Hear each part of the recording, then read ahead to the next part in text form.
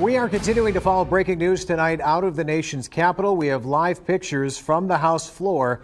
A lot of action happening here. Representatives convening from 14th in what they hope will be the final time. Representative Kevin McCarthy looking to beat out Democratic Representative Hakeem Jeffries, gain enough votes to become House Speaker. Can we listen in for just a second? McCarthy. Graves of Louisiana. McCarthy. Okay, so it would appear that we are getting quite close now to that final decision of Kevin McCarthy as House Speaker. Now, this has been something that has been going on for a while now. The last 4 days, the House has not been able to kick off the new Congress or swear in new members until that Speaker is elected. It is the longest Speaker contest in 164 years. Again, this is a live look at the U.S. Capitol right now where voting is taking place. It is expected that California Representative Kevin McCarthy will assume the speakership after this vote is completed. As you can see, the vote still ongoing. So once this is finished, we will break back in and show you those final results.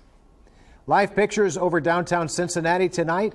We have continuing coverage of hospitalized Buffalo Bills safety Damar Hamlin as well. And there was some great, excellent news really today.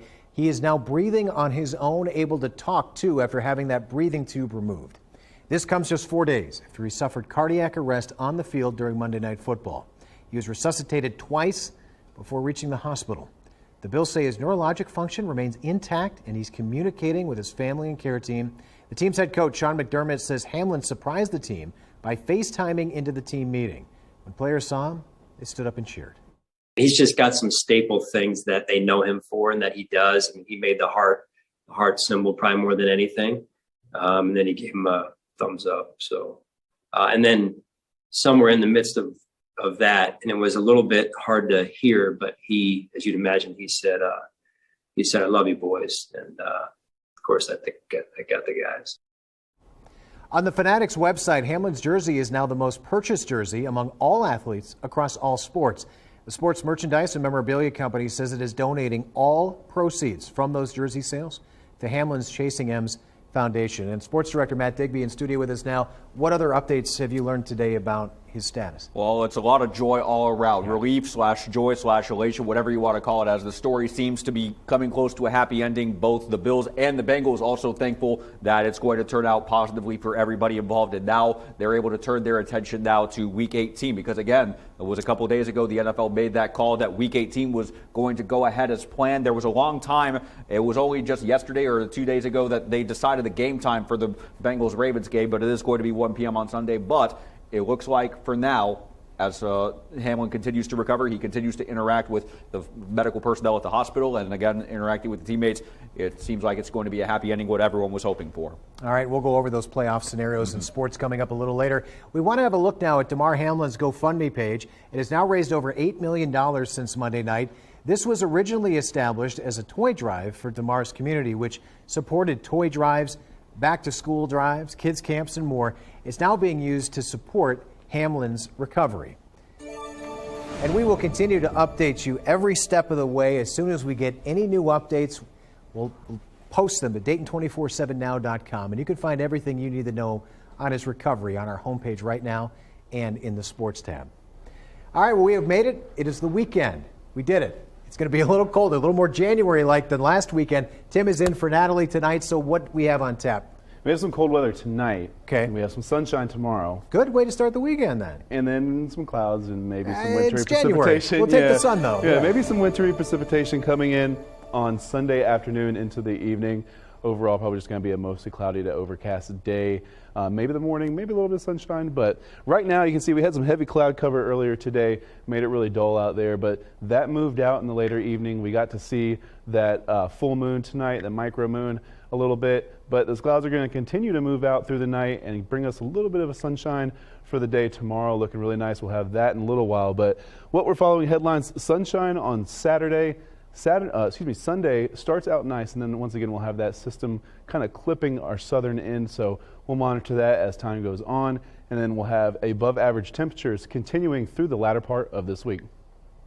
Tim, thanks. Springfield Police providing updates to several investigations tonight. One of them is the search for the suspect in yesterday's SWAT standoff. That is still underway tonight. So police are looking for this man. He's 30-year-old Michael Aaron Colvin Jr. They say he's 6'7", about 200 pounds, also considered dangerous by law enforcement and has outstanding warrants for violent offenses. Now, SWAT was out at this McCrate Avenue location for over 5 hours yesterday before discovering he was not in that house. If you see Colvin or know where he could be tonight, you are urged to call police. And we are also learning new information after a deadly shooting in Springfield last night. Police say Thomas Gill was shot in the area of Kenton and Birch Streets. He later died, and Springfield police say this is still a very active investigation. And lastly, police say they've made an arrest in a shooting that took place near its holiday festivities. You may remember this back in November. 32-year-old Mark Hall is now in custody in connection to that shooting. Investigators say it took place near Hatch Studios downtown after an argument. One person was hurt out of that. Again, this hits home. Anytime our community is dealing with a situation like this, everyone is grieving. Family members are grieving. Our community is grieving. There's a lot of trauma that is incurred as a result of these situations. So we do encourage the public to please assist us, contact us. If you have information, please come forward. Now, like Chief Elliott said, if you have any information on any of these shootings, you're asked to contact Springfield Information Center. That number is right there on your screen. It's 937-324-7685. You can call that number 24 hours a day, 7 days a week. Live pictures now over downtown Dayton on our Eco Plumber Skycam. This is the city is once again requiring masks for its employees. Lydia Bice has been following this throughout the night tonight. She's live downtown. Lydia, you spoke with health officials. What reasoning did they give to bring the mask mandate back? That's right. COVID-19 cases are spiking again across the Miami Valley, and Montgomery County has actually just increased to a high COVID-19 level. Now, the Public Health Department recommends wearing a mask while indoors, and public health officials tell me that despite the high level, Montgomery County is in a good place in terms of protection. We are in a better place right now as we move further into the pandemic in terms of the number of people vaccinated, so that's a good thing. However, we want to remind people that you need to stay up to date with your vaccine. So if you haven't got that latest booster, we recommend that you do that to give you the maximum protection. Now, we heard from the city about this mandate, but they aren't the only ones making a decision about masks tonight. That's right. So not only are city employees and public health employees masking up, but Dayton Public Schools are urging students and staff to wear masks while indoors through January 13th, which is next Friday. Live in Dayton, Lydia Bice, Dayton 24/7 Now News. All right, Lydia, thank you. President Biden marking the 2-year anniversary of the January 6th Capitol riots by awarding 12 people with the country's second highest civilian honor. In a special ceremony at the White House, the president bestowed Presidential Citizens Medals to a group of law enforcement officers, election workers, and other officials. He stated that they defended democracy before, during, and after the Capitol riots. The parents of late Capitol officer Brian Sicknick accepted the honor on behalf of their son, who died later after protecting the Capitol building. This is warranted, in some senses overdue, but also incredibly difficult for the families, and particularly the families of those who lost a hero defending our democracy. This is the first time the president has awarded a Presidential Citizens Medal in office. It's the nation's second highest civilian award behind the Medal of Freedom. Now, since the riots, a House committee has investigated the event, holding hearings, public hearings on their findings, and compiling an 845-page report using hundreds of interviews. They sent non-binding criminal referrals to the U.S. Department of Justice, including 4 charges against former President Trump for assisting in or inciting an insurrection. Members of far-right groups like the Oath Keepers were charged with seditious conspiracy. That's a serious but very rare charge that says a defendant conspired to overthrow the government. One of those people is Jessica Watkins from Champaign County. A 6-year-old boy is in police custody tonight after they say he shot a teacher at a Virginia elementary school. Now, police say that happened inside a first-grade classroom while the student, who had a handgun, got into a fight with a teacher. Now, that teacher is still in the hospital in critical condition. No students were hurt. This was not a situation where we had a student going up or any other individuals going up and down the halls with actively firing in a long shooting incident. It was in a classroom, an altercation that took place there. That class has been processed. Police say the shooting was not an accident. School officials announced that there will be no classes at the elementary school on Monday. We're learning more tonight about the search for a new superintendent in the Tip City School District after the board voted not to renew Mark Stefanik's contract. We now know the board plans to meet Monday to discuss the hiring of his replacement. Stefanik's current contract expires July 31st. The decision to part ways was only made after Tip City parents raised their concerns following the mishandling of a school shooting threat at a middle school last month. Simply put, they held their district leaders accountable, and they are not alone. As we learned today, a crisis in our classrooms is prompting parents across the country to take action. You don't get these angry conversations from parents. You don't get these angry parents showing up at school board meetings if you have transparency, if you open up the door for conversation, and you really make parents part of the conversation and the solution for what's happening to their kids in education. Now you can read that full story, all of our coverage on this growing national movement of parents getting more involved and taking an active role in their kids' education at Dayton247now.com. There's new information being released tonight regarding the man accused of killing 4 University of Idaho students. What a new report is suggesting that suspect did to cover his tracks. Also, heart health in sports still in the spotlight this week after Damar Hamlin's collapse. Ahead, we explain what could protect your kids from severe chest injuries. Tomorrow's shaping up to be a pretty decent day. We'll have that forecast and your full extended forecast coming up. Here's a look at your Eco Plumber Skycam. You're watching Dayton 24/7 now.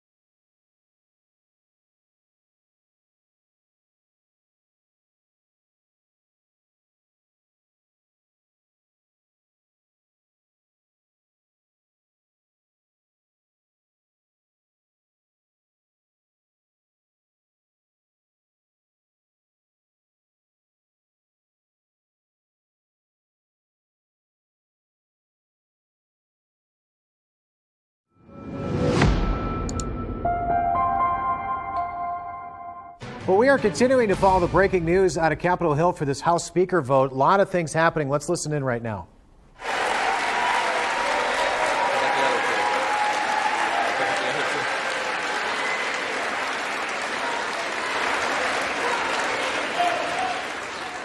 The Honorable Jim Jordan of the state of Ohio has received 2. The Honorable Andy Biggs of the state of Arizona has received 2.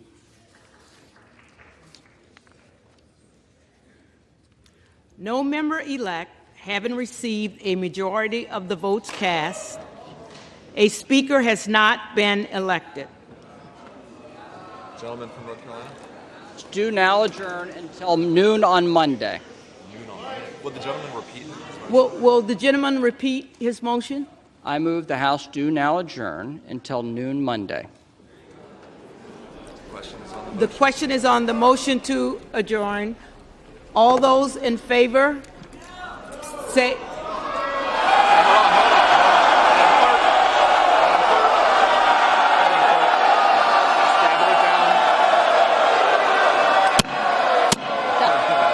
The ayes have it. All those in favor say aye. All those in favor say aye. All those opposed say no.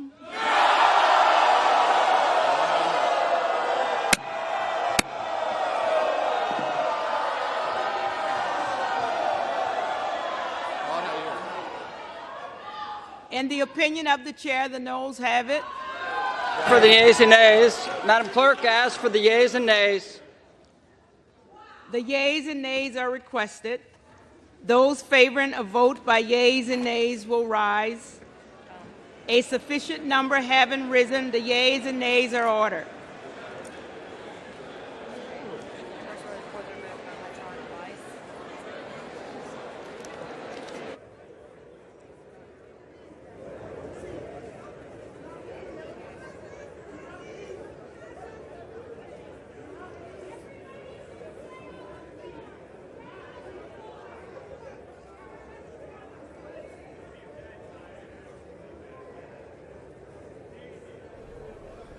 Okay, so you are watching live on Capitol Hill as it appears we are still at an impasse to elect a House Speaker.